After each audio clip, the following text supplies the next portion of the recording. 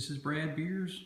I'm going to be doing video number 3 today concerning the appearance and protection of the fiberglass components, which is basically the fairing and the upper tilt cover and the lower valance panel and some of the plastic trim.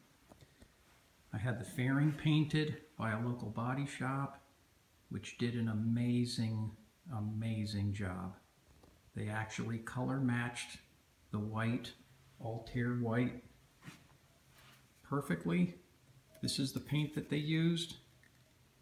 Color right. There is the part number for it. And if you notice, it requires base number 1112, which is this base, which gives it that slight off yellow appearance, but it is a pearl Altair white. And to protect this fiberglass fairing, I noticed that as I was restoring this bike, that mostly all the motorcycles I've seen this model had cracks and splits and damage to the fiberglass. So I decided that when I took everything down to the bare gel coat, I reinforced everything behind the panel with more fiberglass matting to strengthen it, to eliminate the possibility of cracking. And I also noticed that most of the damage is always on the side with the exhaust system, which generates a lot of heat, obviously. So what I did there is I wrapped the exhaust pipe with a thermal header wrap that you can get at any automotive high-performance store. This is what it is. Titanium exhaust wrap. This is what it looks like. Just wrap it around the pipe from the outgoing side of the turbocharger all the way to just past the fiberglass fairing. And then you attach it using these stainless steel bands, which comes with this kit. And also what I did was on the inside of the fairing, from basically here all the way up around here and down, the entire area that the exhaust system comes close to, I wrapped the inside of the fiberglass with this reflective tape, which NASA uses to keep heat away from electronics.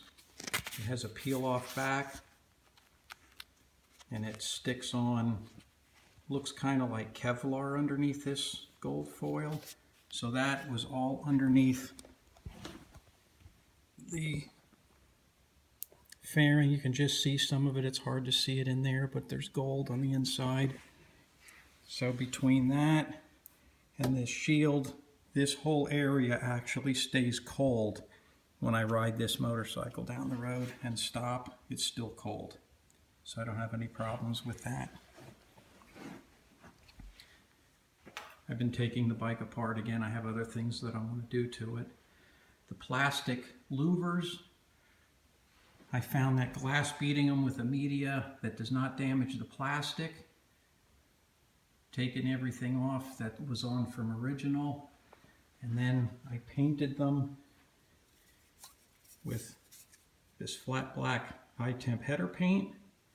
And then after that, I finished it with this matte clear, which gives it an absolutely perfect factory original shine.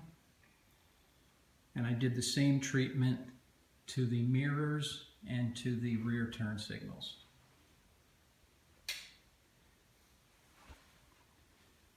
And in taking the bike apart again, I've been using aviation fuel in this, which has a blue dye in the fuel.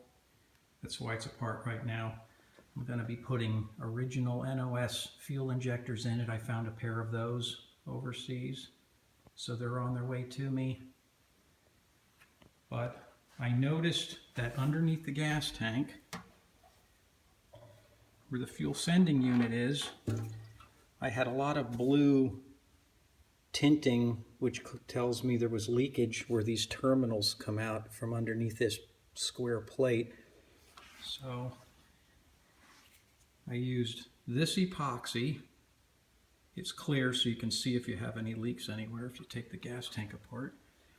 I taped around this ring in the upward position, mixed up some epoxy, and I poured it down in using a toothpick to make sure it gets everywhere in there to seal up where I would have had a fuel leak. And unfortunately, if you do have a fuel leak, the fuel is going to be leaking right on your coil packs, which would obviously cause a fire. So I thought that was a pretty good way of resolving that issue. If you look carefully, you can see that everything's coated with clear epoxy. So hopefully that would end that type of a problem. So other than that, I don't have any more on that particular type of maintenance for you. Hopefully some of these ideas help you keep yours on the road and keep it looking good.